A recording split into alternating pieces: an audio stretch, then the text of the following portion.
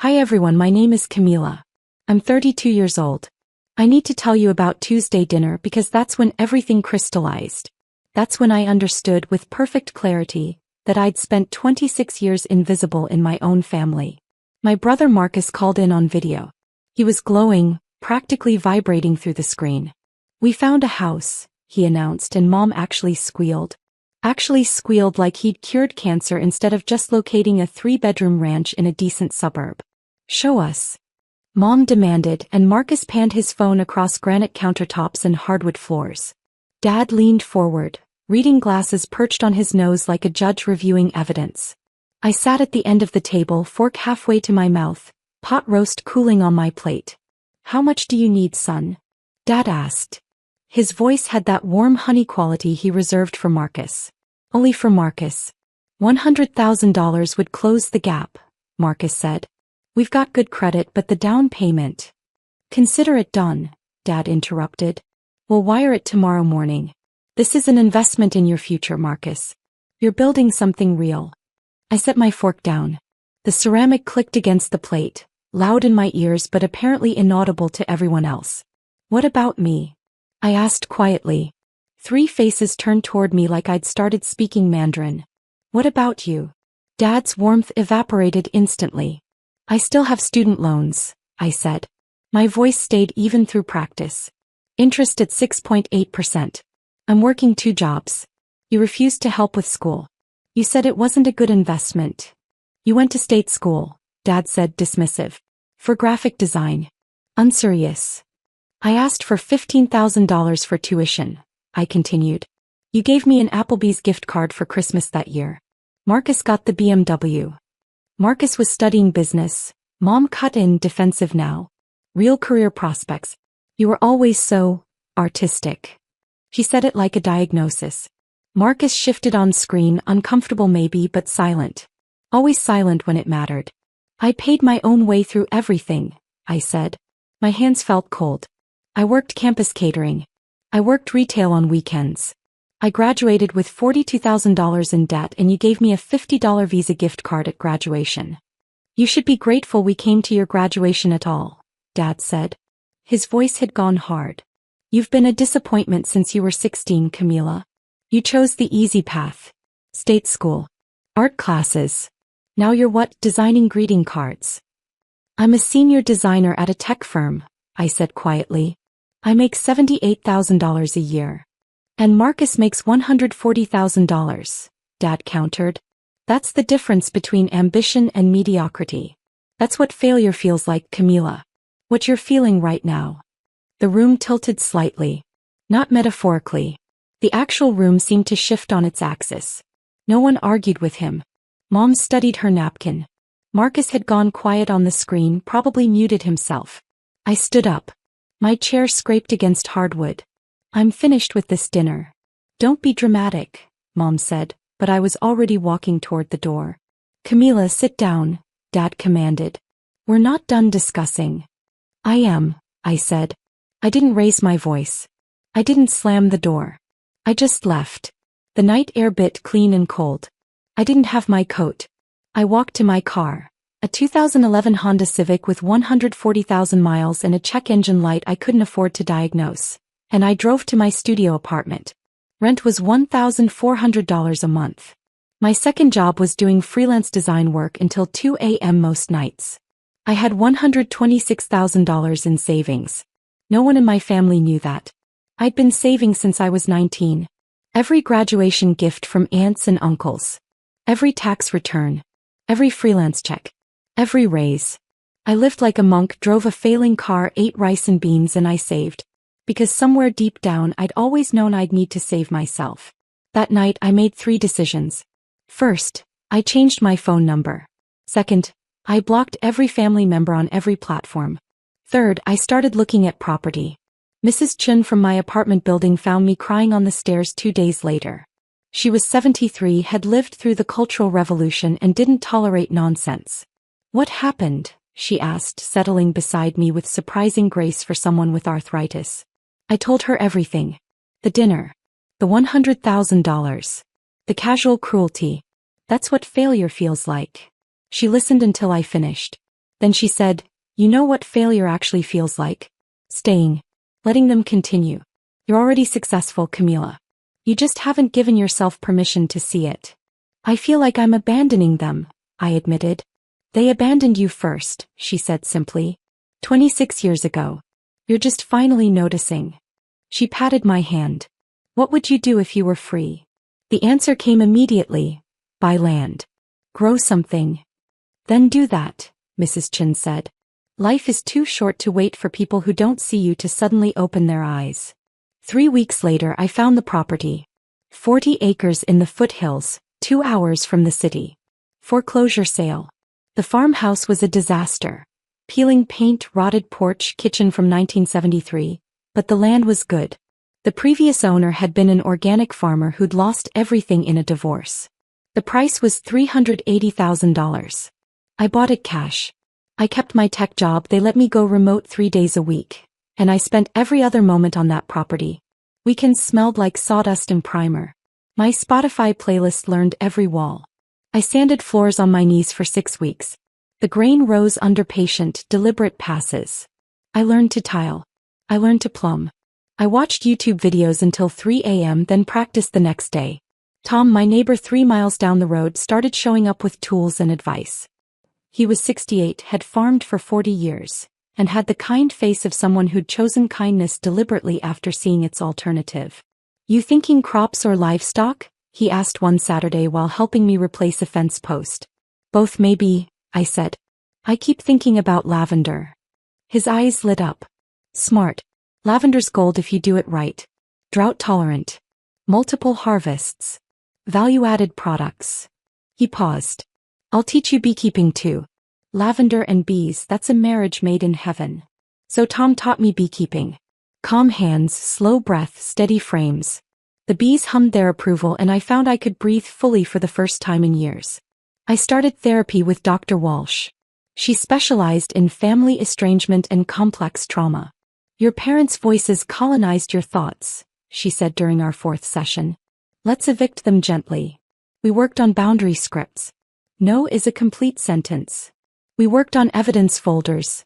I had every text, every email, every documented instance of favoritism archived and timestamped. Not for revenge. For reality. So I couldn't gaslight myself later. Protective expectations, Dr. Walsh called it. Plan for their absence. Build a life that doesn't require their approval to function. I planted lavender in cautious rows. 5 acres the first spring, then 10. I researched varietals and soil amendments. I joined farming forums and took extension courses. The work was brutal and satisfying in equal measure. My tech job stayed stable. My boss Dana didn't ask questions when I requested permanent remote work. "You're producing excellent work," she said. "Where you do it doesn't matter to me." The first harvest came in July, 18 months after I'd bought the property. Purple rose stretched toward the tree line.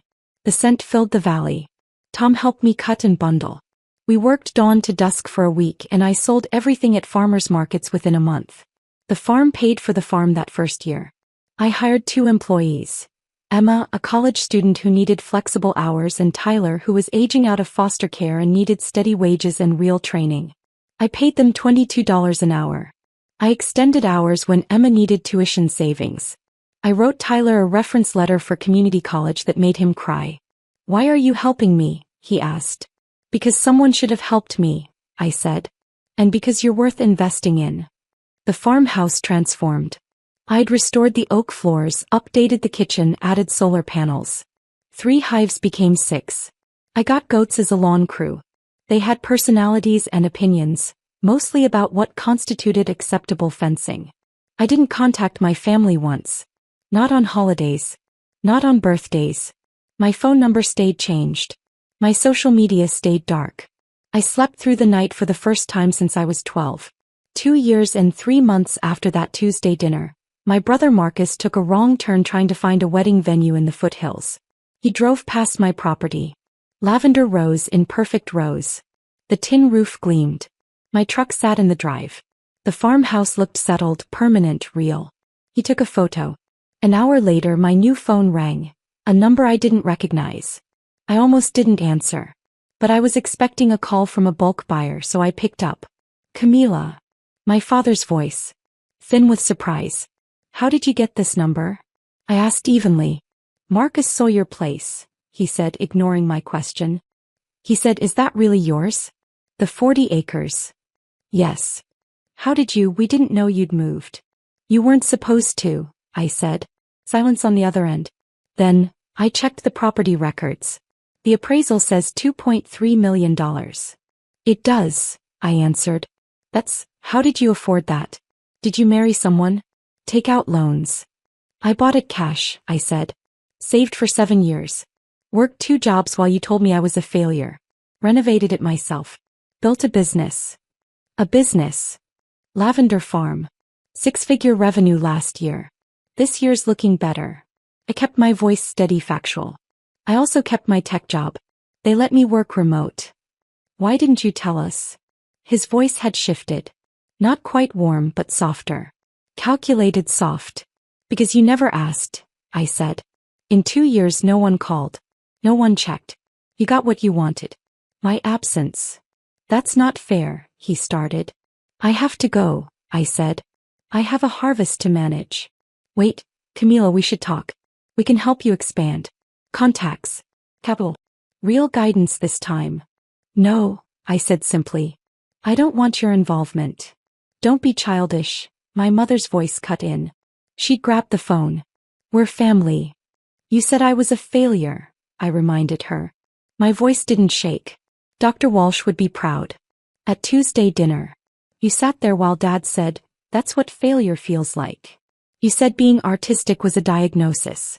You gave Marcus $100,000 and you gave me an Applebee's gift card. We can discuss this like adults, Mom said, but her voice wavered. We just did, I said. And now I'm hanging up. I blocked the number. The email came the next day. Subject line, investment proposal. I archived it without opening it. 3 days later, a courier delivered an envelope. Inside, a check for $100,000 and a note in my father's handwriting. For your college loans. We should have helped then. We're helping now. I took the check to my office. I put it through a crosscut shredder until the numbers disappeared into confetti. I put the scraps in an envelope with one line written on my notepaper. You can't buy forgiveness. I mailed it back certified. Marcus called from his own number a week later. I saw his name on the screen. I let it go to voicemail. Kim, it's Marcus. Look, I didn't know they were treating you like that. I should have said something. I should have. His voice cracked slightly. Can we just talk? I miss you. We all do. I deleted the voicemail. The second check came for $150,000. Same courier. Different note. Please give us a chance to make this right. I shredded that one too. Mailed back the scraps with no note this time. My father showed up at my gate on a Saturday morning 3 weeks after Marcus's wrong turn. The camera timed. I watched him on my phone from inside the farmhouse. He wore khakis and polished shoes, his weakened face. He looked smaller than memory allowed. I pressed the intercom. Leave, I said steadily. Camila, I drove 2 hours. I just need 5 minutes. His voice came through tinny and thin. I was wrong. I'm sorry. You had 26 years, I said. You used them poorly. Please, he said. The word sounded foreign in his mouth. Your mother she's not well. This has been hard on her. And whose fault is that? I asked. Kept my voice level. Come. You told me I was a failure. You funded Marcus's everything and gave me nothing. You dismissed my degree, my career, my entire existence. Now you're here because you discovered I don't need you. That's not an apology. That's panic. I want to make amends, he said.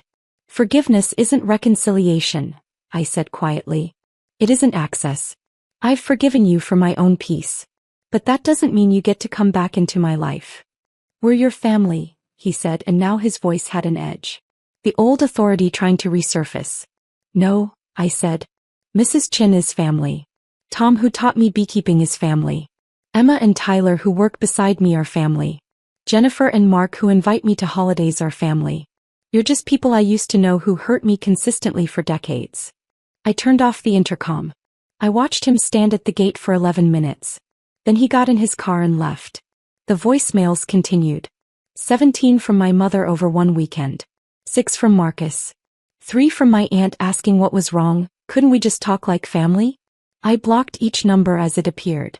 Tom found me in the lavender fields that evening, checking irrigation. You all right? He asked. My father showed up, I said. At the gate. Tom nodded slowly.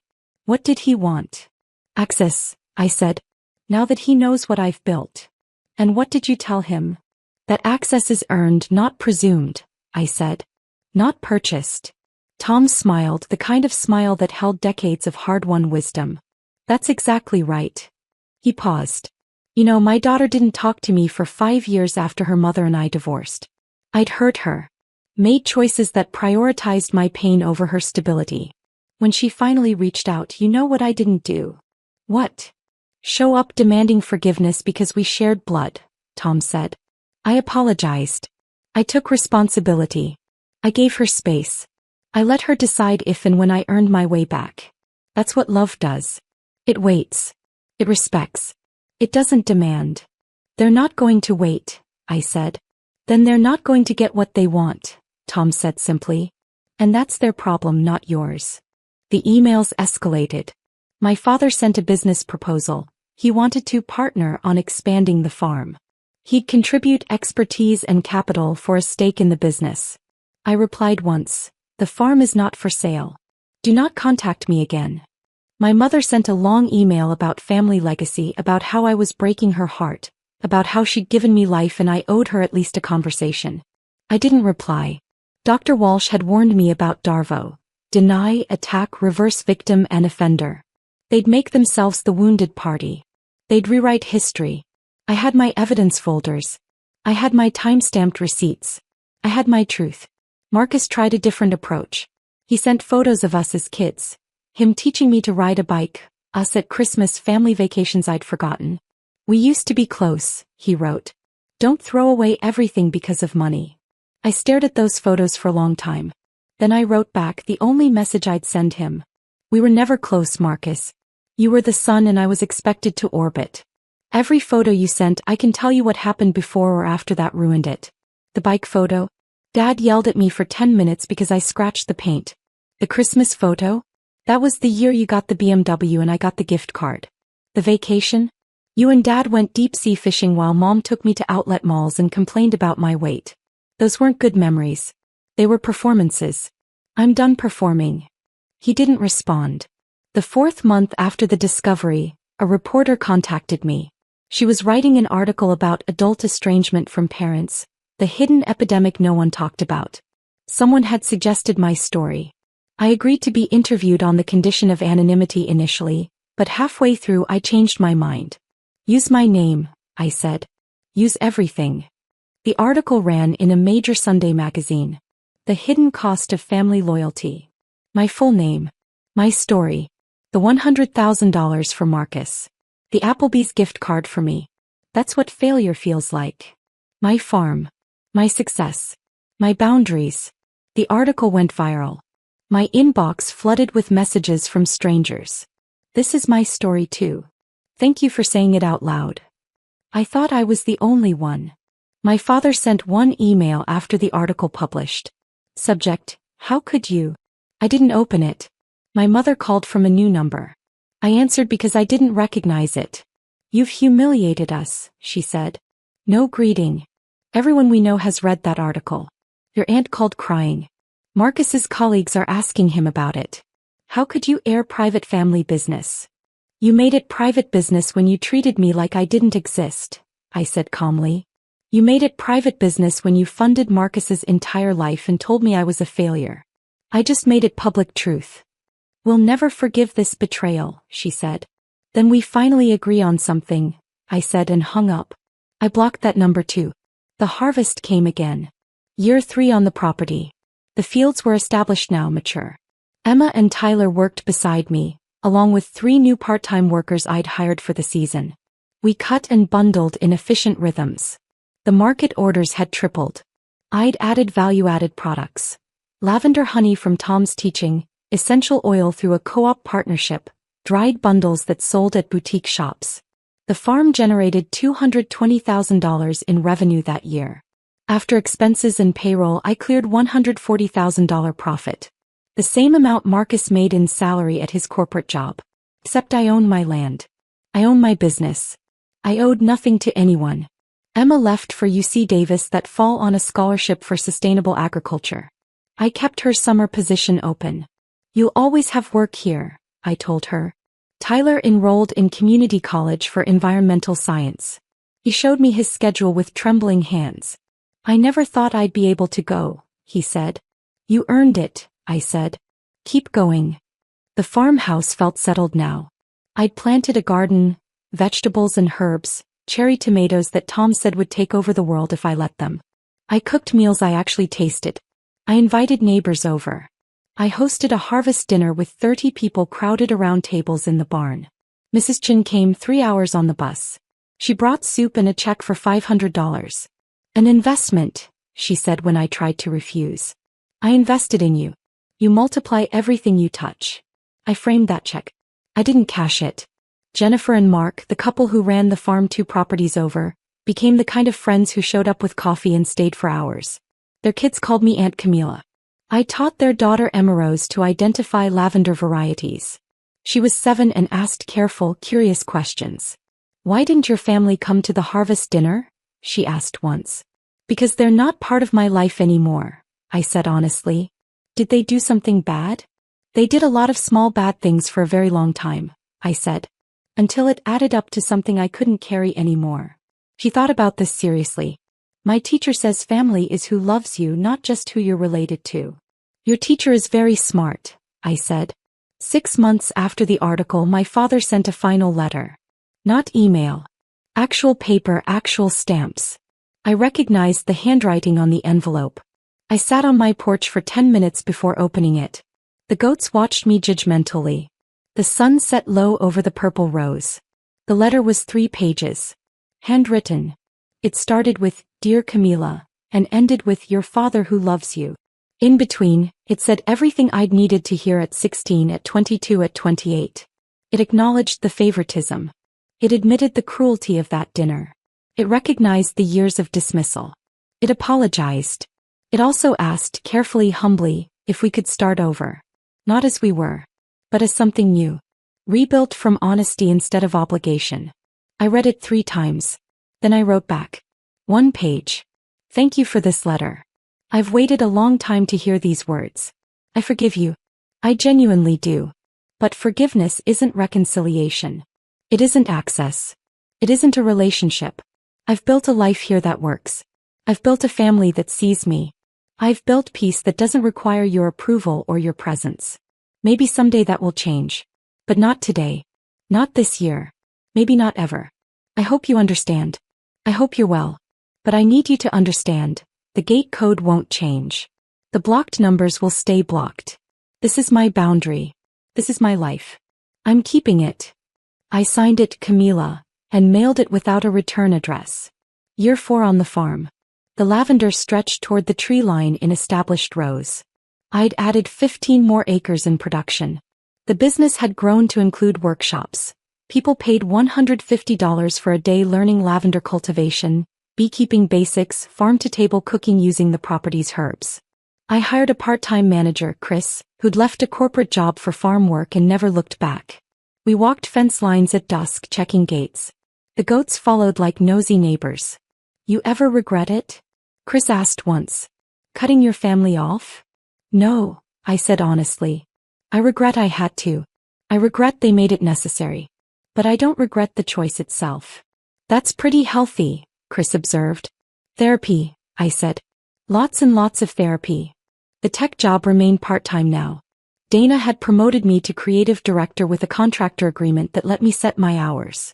Best work you've ever done, she said during my review. Whatever you're doing, keep doing it. What I was doing was living in alignment. Work that mattered. Land that thrived. People who valued me. Boundaries that held. I stood at the fence line one evening in late summer. The sun sat low over purple rose. Bees hummed their last rounds before dusk. The farmhouse lights glowed warm behind me. Tom's truck pulled up the drive. He was coming for dinner, bringing fresh trout from his morning fishing. My phone buzzed. Unknown number. I glanced at it. A text from Marcus. Dad had a heart attack. It's okay. They want you to know. No pressure. Just, you should know. I stared at that text for a long moment. Felt something. Not panic. Not guilt. Just a quiet recognition that the people who'd raised me were mortal. Were aging. Would eventually die. I texted back, "Thank you for telling me. I hope he recovers fully." Marcus responded immediately, "Can we talk?" I thought about it. I really did. Then I typed, "Not yet. Maybe not ever. But I appreciate you respecting that." 3 dots appeared. Disappeared. Appeared again. Finally, "Okay. I understand. Be well, Cam." I set the phone down. Tom climbed out of his truck carrying a cooler. "You ready to learn how to clean trout properly?" he called. "Always," I said, and walked toward the house where light spilled warm and real, toward the family I'd chosen, toward the life I'd built with my own 2 hands. That night I slept deeply. Morning arrived without dread, just sunrise through lavender-scented air, just coffee on the porch, just goats demanding breakfast with their opinions on punctuality. I keep the land. I keep my name. I keep the boundaries that gave me back my life. The gate code doesn't change. The blocked numbers stay blocked. The peace remains.